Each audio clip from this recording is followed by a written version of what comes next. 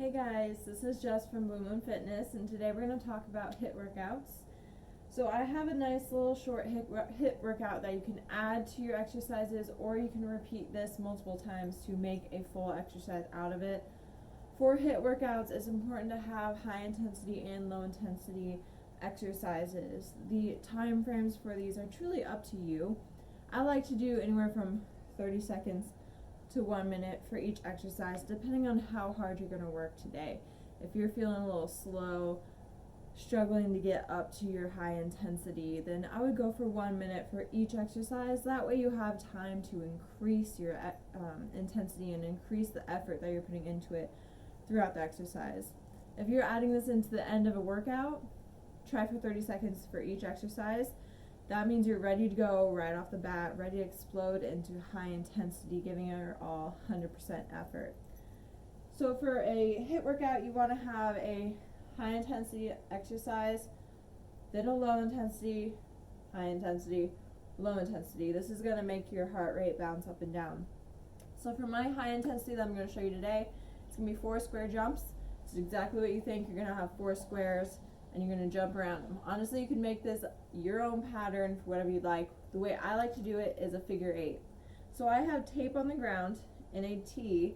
You can also just have some tiles or some flooring, or you could just picture a 4 squares where you're at.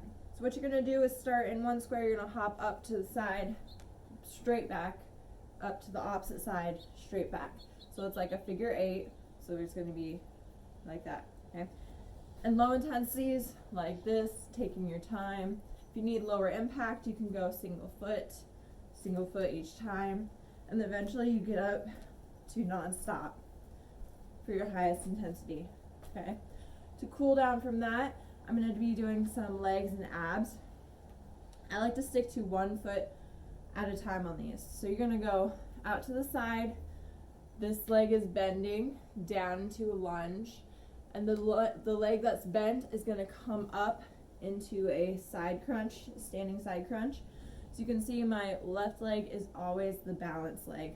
So down into a lunge, this leg is coming up into a side crunch and back down and repeat. So it's also working your stability, flexibility, balance, but it's nice and slow.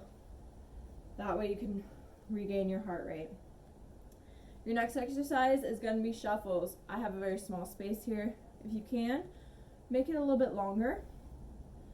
What I like to do to make this a little bit more of an endurance exercise is adding jumps into it. So I'm going to do 3 shuffles. You can see I'm down in a almost full squat form, but your knees are bent, back is straight. You're shuffling side to side. I like to do 3 shuffles. Go down into a squat, touch the floor, jump up in the air, and repeat. Then shuffle back to your original space, touch, jump, touch, jump. Continue this for the entire time slot that you gave yourself, and keep moving. Keep your legs engaged the entire time, all right? So then, since we already worked our right leg, we're gonna go for our left leg for our low intensity. Step out into a lunge. This bent leg is coming up into a standing side crunch and back down. Again, this exercise is nice and slow, allowing to bring your heart rate back down. And that's how you organize a HIIT workout. Now, when it comes to rest times, I like to have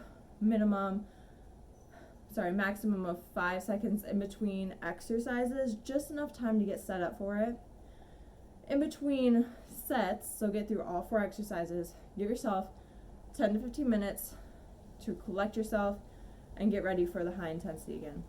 I hope you enjoyed this exercise. If you would like any information on how to set up HIIT exercises yourself with the exercises we have given you, please feel free to reach out to us. Comment below if you have questions on this exercise, and I hope to see you next time.